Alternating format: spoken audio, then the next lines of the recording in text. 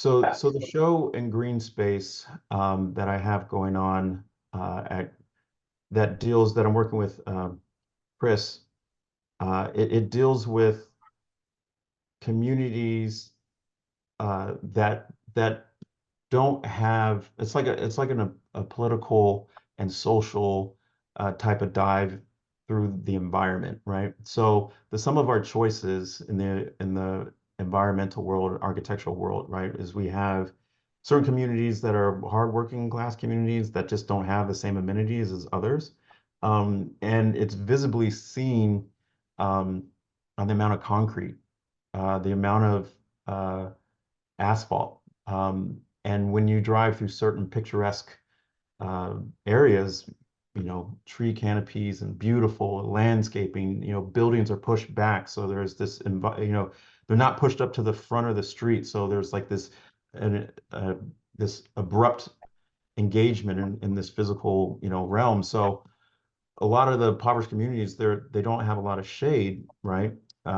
And shading the tree itself has a whole bunch of implications to it. There's a lot of social change and a lot of social gatherings that we've done with trees. And it also provides this, sustainability. Obviously, we need them, for air, but even in your house, especially in South Florida, cooling down your house gets expensive.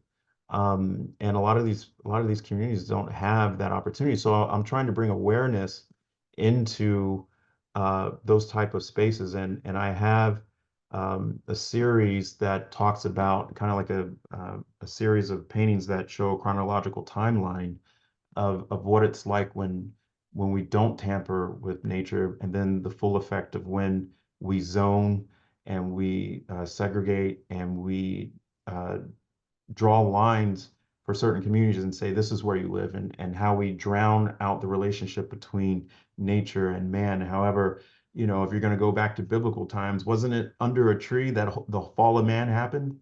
Wasn't it?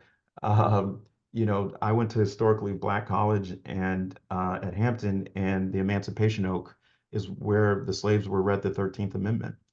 So we have these spaces from a social point of gathering that brings communities together, brings humanity together.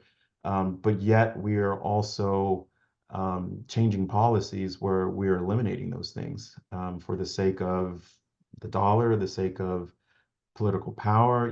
So there's these some of our efforts are shown in our built environment, whether we want it to or not. And so I was just trying to bring awareness to that.